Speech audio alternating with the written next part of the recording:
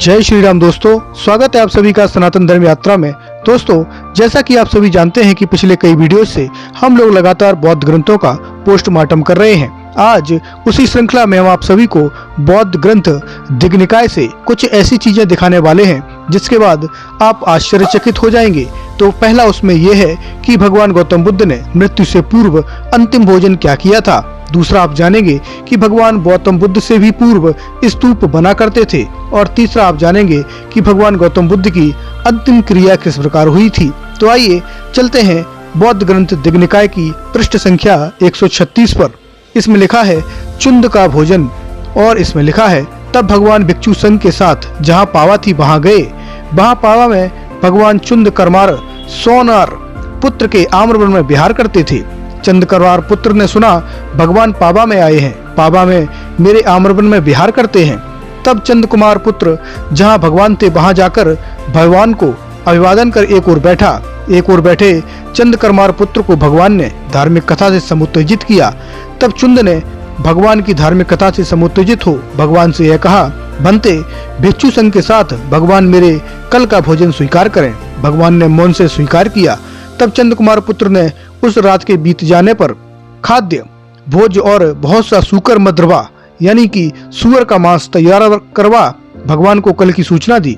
तब भगवान पूर्वाहन समय पहन पात्र चीवर ले भिक्षु संघ के साथ जहाँ चुंद कुमार पुत्र का घर था वहां गए। जाकर बिछे आसन पर बैठे, भोजन कर एक ओर बैठे चुंद कुमार पुत्र को भगवान धार्मिक कथा से समुत्तेजित कर आसन से उठकर चल दिए।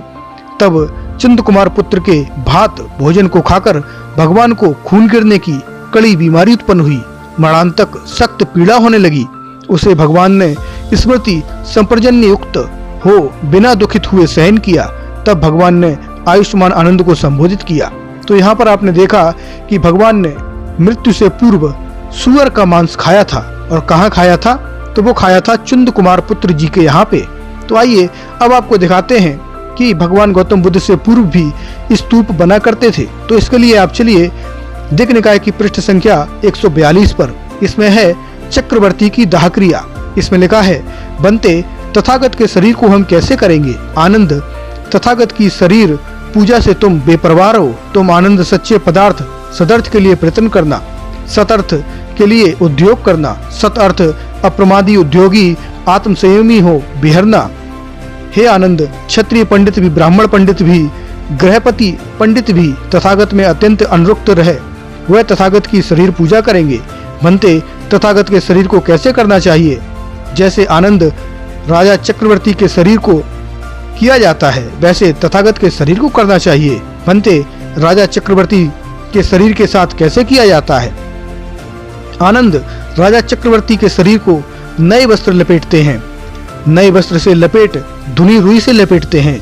धुनी रुई से लपेटकर नए वस्त्र लपेटते हैं। इस प्रकार लपेटकर तेल की लोहद्रोणी यानी दोन में रखकर दूसरी लोहद्रोणी से ढककर सभी गधों वाले काष्ठ की चिता बनाकर राजा चक्रवर्ती के शरीर को जलाते हैं। जलाकर बड़े चौरस्ते पर राजा चक्रवर्ती का स्तूप बनाते हैं।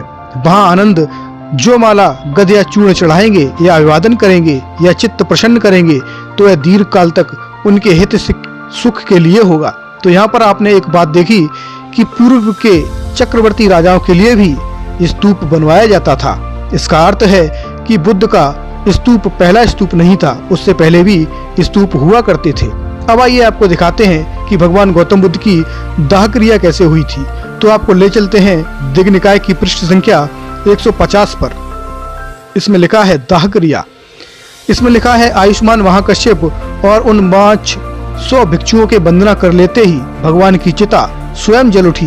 भगवान के शरीर से जो छवि यानी झिल्ली या चर्म, मांस, नस या लसिका थी उनकी न राख जान पड़ती न कोयला, सिर्फ अस्थियां ही बाकी रह गई थी। जैसे कि जलते हुए घी या तेल की न राख यानी क्षारिका जान पड़ती है न कोयला जान पड़ता है।